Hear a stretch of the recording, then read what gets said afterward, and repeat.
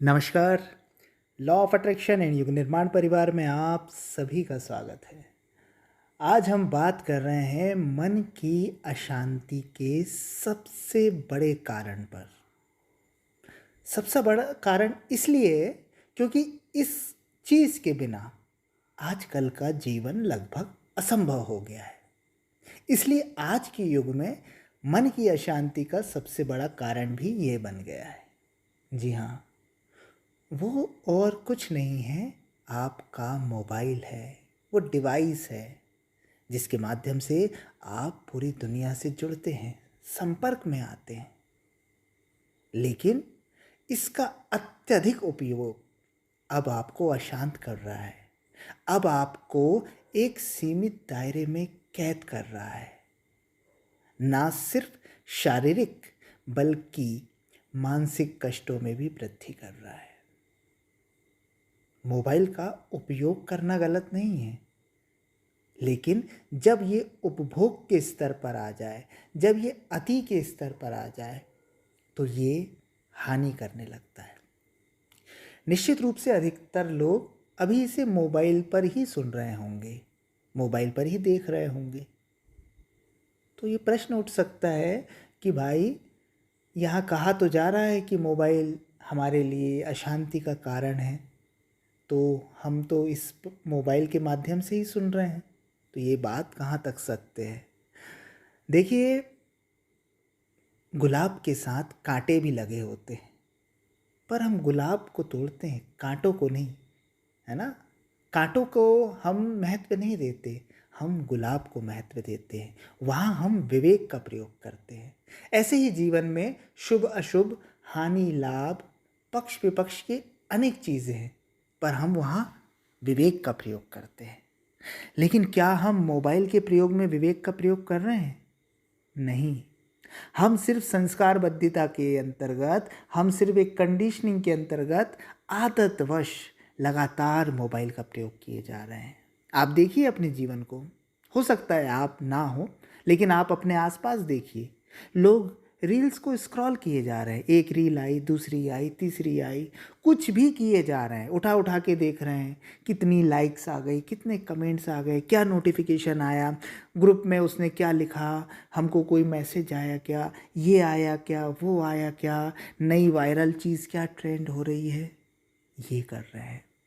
और जितनी बार मन के सामने ऑब्जेक्ट्स आते हैं ना, मन उतनी ही बार प्रतिक्रिया करता है। और मोबाइल में तो असंख्य चीज़ें आ रही हैं, लगातार आ रही हैं, तो मन की आदत हो गई है लगातार प्रतिक्रिया करने की। आप उसे और मजबूत कर रहे हैं, लगातार चीज़ों पे सोचना, लगातार रिएक्ट करना, लगातार लगातार लगातार घूमते रहना।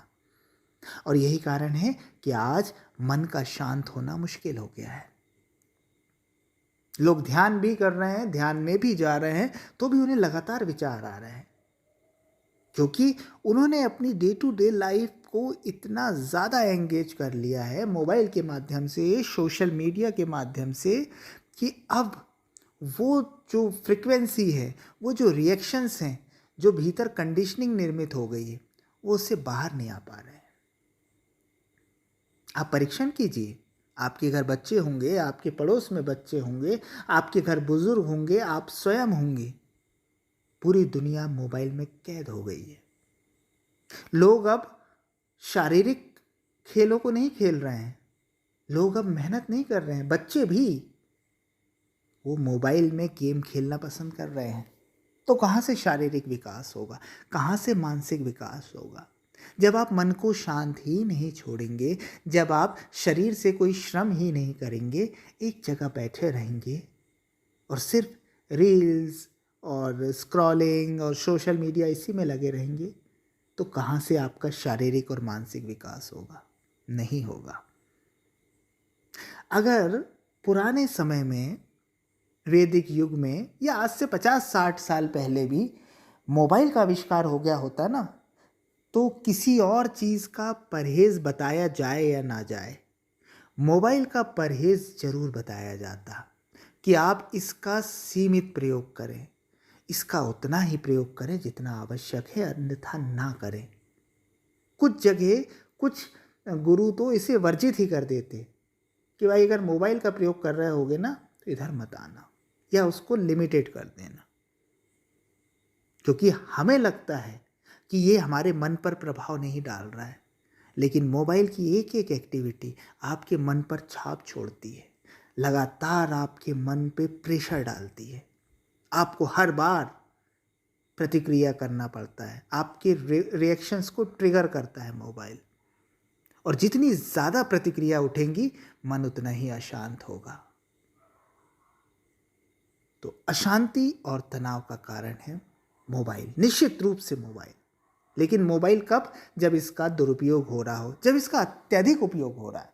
आप स्टडी में करें, आप ज़रूरी कॉल्स के लिए करें, ज़रूरी चीज़ों के लिए करें, बहुत अच्छी बात है। लेकिन अनावश्यक रूप से मोबाइल में लगे हुए हैं, 4-4, 5-5 घंटे उसी में लगे हुए हैं, ये गलत है। इसमें आप अपने शारीरिक और मानसिक विकास को अवरुद्ध कर रहे हैं। और अगर आप सोने से 1 घंटे पहले मोबाइल का प्रयोग बंद नहीं करते तो आप ये मानिए कि आपकी नींद में भी ये मोबाइल आपकी हानि कर रहा होगा, क्योंकि आपका दिमाग इतना ज़्यादा प्रतिक्रिया कर चुका होगा, इतना ज़्यादा चल चुका होगा कि आपकी नींद भी प्रभावित हो जाएगी। लेकिन लोग मोबाइल का प्रयोग करते करते सोना पसंद करते हैं। उठते ही वो कुछ नहीं करते, मोबाइल की नोटिफिकेशंस चेक करते हैं, क्या हो गया? कुछ नहीं हुआ भाई, दुनिया वही है, आप परेशान मत हो। सोने से 1 घंटा पहले मोबाइल का बिल्कुल प्रयोग नहीं होना चाहिए, ताकि आप शांत मन से नींद में प्रवेश करें। नींद को हमने ऐसी चीज़ मान लिया है कि ये कोई प्रोडक्टिव नहीं है, नॉन प्रोडक्टिव चीज़ है, बस पड़े रहना है, सो जाना है। नहीं, नींद का भी सदुपयोग किया जा सकता है। नींद भी आपके शारीरिक और मानसिक विकास में सहायक हो सकती है, पर कब? जब आप उसे सही तरीके से लेंगे। पर क्या आप सही तरीके से नींद ले रहे हैं? नहीं, मोबाइल को रख लिए चालू करके गाने सुनते सुनते सो जा रहे हैं, व्हाट्सएप फेसबुक में सर्फिंग करते करते सो जा रहे हैं, चैट करते करते सो जा रहे हैं। तो बस आप अपनी नींद को भी बर्बाद कर रहे हैं। भले ही आप 6-8 घंटे मोबाइल का प्रयोग नहीं कर रहे हैं, लेकिन आपका मन, आपके विचार मोबाइल का प्रयोग कर ही रहे हैं, उससे प्रभावित हो ही रहे हैं। तो कृपया इस चीज़ पर ध्यान दीजिए, उपयोग कीजिए। उपयोग बुरा नहीं है, आज की आवश्यकता है, लेकिन क्या इस उपयोग ने हमारे शारीरिक और मानसिक विकास को रोक दिया है? ये आप देखिए। आपका नहीं रोका होगा हो सकता है, लेकिन आपके आसपास अगर किसी का रोका है तो उसे समझाइए। ये बहुत बड़ी सेवा हो सकती है समाज की। इस ओर शायद ध्यान दिया नहीं जा रहा है, या देना ज़रूरी नहीं समझा जा रहा है। लेकिन आज की अशांति का, तनाव का एक बहुत बड़ा कारण ये मोबाइल बनते जा रहा है। बच्चों के डिप्रेशन का कारण बन रहा है, बच्चों के एक जगह एकांत में रहकर कुछ गलत चीज़ों में शामिल होने का कारण बन रहा है। आप शायद बहुत अच्छे से जान सकते हैं इन चीज़ों को। तो जागरूक बने, उपयोग करें, उपभोग नहीं।